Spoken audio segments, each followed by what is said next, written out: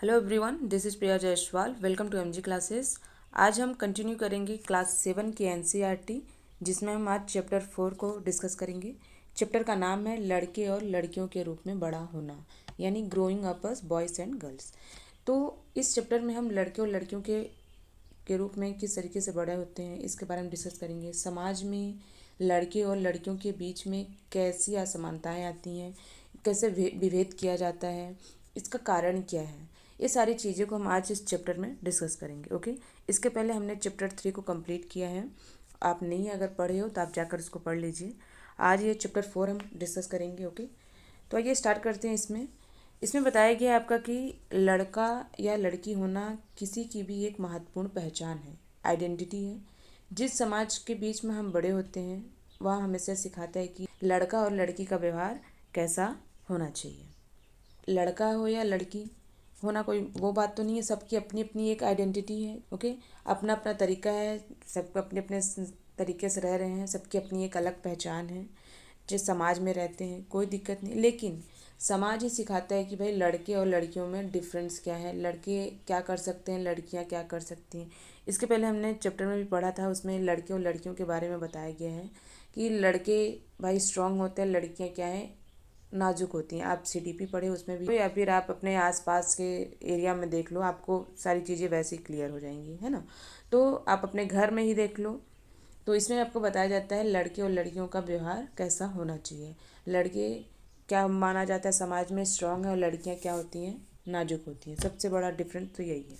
Okay, आगे इसमें देखते हैं। इसमें बताया गया है कि एक एग्जाम्पल के रूप में समझ सकते हैं इसको। 1920 के दशक में समोआ द्वीप के बारे में बताया गया है। समोआ द्वीप प्रशांत महासागर में द्वीपों का समूह है। समोआ द्वीप में लड़के और लड़कियों का कोई खास फर्क नहीं होता, यानी यहाँ पर कोई खास फर्क नहीं मानते हैं।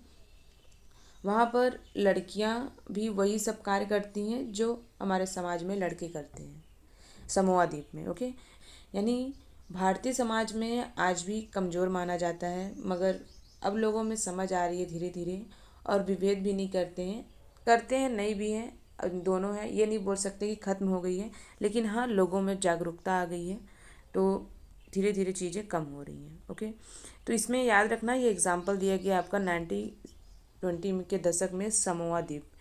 आगे इसमें बताया गया है समाज में लड़के और लड़कियों को लेकर विभेद किया जाता है, यानी काफ़ी ज़्यादा अंतर माना जाता है, उनमें भेद किया जाता है कि भाई लड़के हैं ये लड़कियां हैं। तो इसको हम समझते हैं। सबसे पहले इसमें बताया गया कि हमारे समाज में लड़के तथा लड़कियों में विभेद किया जाता है। जैसे लड़कियों के स्कूल तथा लड़कों के स्कूल की बनावट अलग होना, खेलने के लिए अलग अलग खिलौनों को दिया जाना, लड़कियों को धीमी आवाज़ में बोलने के लिए कहा जाना।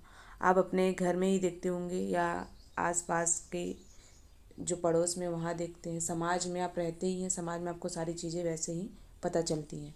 लड़कियों के स्कूल जाएंगे तो वहाँ का उनका ड्रेस की बनावट अलग होती है, और लड़के जो होते हैं उनके ड्रेस की बनावट अलग होती है।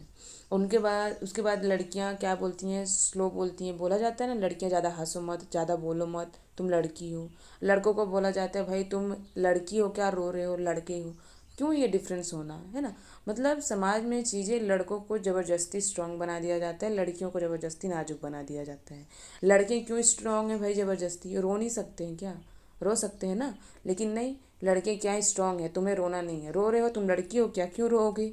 ये सब सारी चीज़ें इसमें बताई जाती हैं। लड़कियाँ क्या है, तुम लड़की हो तो क्या करोगे, तुम धीमी आवाज़ में बात करोगे। इस टाइप से सारी चीज़ें बताई जाती हैं। अगर पूरी दुनिया में घर के काम की मुख्य जिम्मेदारी अगर देखा जाए तो किसके पास होती है, लेडीज़ के पास होती है। यानी पूरे घर की जिम्मेदारी जो काम होता है ये सारे काम लड़कों को नहीं दिया जाता है, लड़कियों को दिया जाता है। परंतु उनके कार्यों को कोई महत्वपूर्ण समझा भी नहीं जाता। ये काम उनका ऐसे बोला जाता है कि ये उनका काम है, मान लेते हैं, कोई नामा भी नहीं देते हैं। इस टाइप से मानते हैं भाई इनका काम है। जैसे हम कहीं घूमने जा रहे हैं, घूम के आ रहे हैं, तो लड़के आके रेस्ट कर लेंगे, मगर लड़कियां क्या हैं किचन में घुसेंगी, है ना। तो यानी वो उनकी जिम्मेदारी है, वो काम करेंगी। इसमें वास्तव में जिसे हम घरेलू काम कहते हैं उसमें अनेक काम सम्मिलित होते हैं। इनमें से कुछ कार्यों में बहुत शारीरिक श्रम लगता है। जैसे आप एग्जाम्पल में गाँव का जो ग्रामीण एरिया में देखोगे, वहाँ पर क्या होता है आपका ग्रामीण क्षेत्रों में दूर से पानी लाना, सफाई करना, कपड़ा धोना, गर्म चूल्हे के पास खड़ा होना, लकड़ी के जो गट्ठे होते हैं उसको सर पर लाद के क्या करना, ढोना। इन कामों में बहुत अधिक समय लगता है पर हम महत्व तो नहीं देते हैं। क्यों? क्यों भाई, ये लड़कियां हैं, लड़कियों का काम है। क्यों? उसमें शारीरिक श्रम नहीं लगता है क्या? उसमें भी लगता है। वही अगर आप लड़के जाते हो ऑफिस में काम करके आते हो, उसके बदले आपको पैसा मिलता है, मगर लड़कियां यही घर में काम करती हैं तो इसके बदले कोई भी पैसा नहीं दिया जाता है। यही सारे डिफरेंसेस हैं इसमें। आगे देखते हैं इसमें जो महिलाएं हैं, महिलाओं के घरेलू और देखभाल के काम को कम महत्व देना। जो महिलाएं घर में काम करती हैं उनके काम को इम्पोर्टेंस नहीं दी जाती है, बहुत कम दी जाती है। इसमें देखो, स्त्री और पुरुष के बीच असमानता की एक बड़ी जो रीज़न है, कारण है, सामाजिक व्यवस्था का ही भाग है। इसके समाधान हेतु जो कार्य किए जाने हैं, चाहे व्यक्तिगत हो या पारिवारिक स्तर पर नहीं बल्कि शासकीय स्तर पर भी होना चाहिए, ताकि क्या हो, जागरूकता लाए। और संविधान भी कहता है कि स्त्री या पुरुष होने के आधार पर भेदभाव नहीं किया जा सकता, परंतु वास्तविकता में ऐसा है क्या? नहीं है। वास्तविकता में आप देखोगे तो लिंग भेद किया ही जाता है। ये लड़के हैं तो लड़के हैं, लड़की हैं तो लड़की हैं। ये काम लड़के कर सकते हैं, ये काम लड़की नहीं कर सकती। इस टाइप की सारी चीज़ें इसमें बताई गई हैं। आगे सरकार इसमें कदम भी उठाए हैं कि सरकार इसके कारणों को समझने के लिए तथा इस स्थिति को सकारात्मक निदान यानी हल ढूंढने के लिए वचनबद्ध है कि महिलाओं के लिए भी कुछ काम करें। अगर देखा जाए देश में तो महिलाएं क्या है, आपका 50% है। ओके, तो सरकार भी चाहती है कि उनके लिए कुछ हल ढूंढा जाए, सकारात्मक रूप से उनके लिए कुछ काम किया जाए। मतलब सरकार हमारे लिए कुछ ना कुछ करते रहती है हमेशा, तो उसमें भी सरकार द्वारा योजनाएं लाई जाती हैं।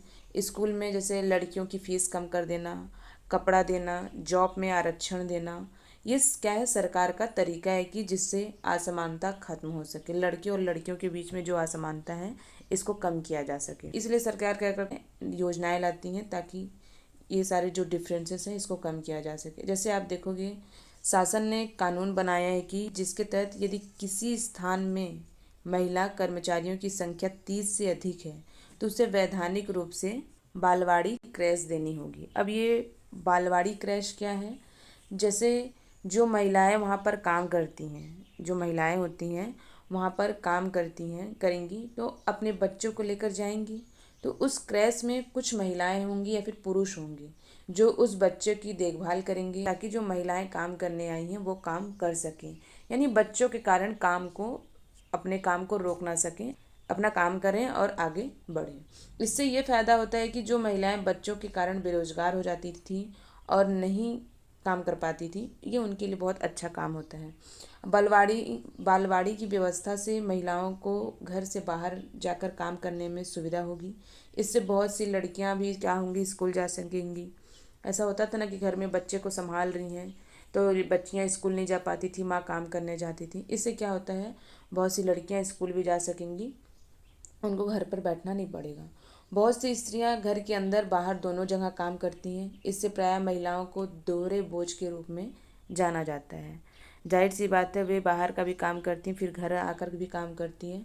ये क्या हो जाता है, एक दोहरा बोझ हो जाता है जो कि महिलाओं के लिए बहुत ज़्यादा ही टफ होता है। ओके, तो ये सारी चीज़ें समझनी चाहिए। लड़का हो या लड़की, सबकी रिस्पॉन्सिबिलिटी है, सबको एक समान रूप से काम करना चाहिए। भाई आप घर से बाहर जा रहे हो, आ रहे हो, तो एक साथ मिलकर काम करो। ये नहीं करो कि ये तुम्हारा काम है, ये हमारा काम है।